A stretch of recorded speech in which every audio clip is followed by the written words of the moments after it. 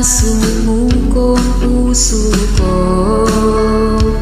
sa paulit-ulit na pagkakataon na nasaktan na bito.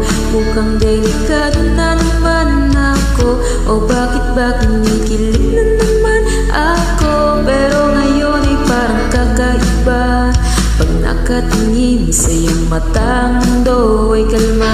Ngayong nandyan ka na, di magmamadali, ikaw lang ang katabi hanggang sa ang buhok ay pumuti.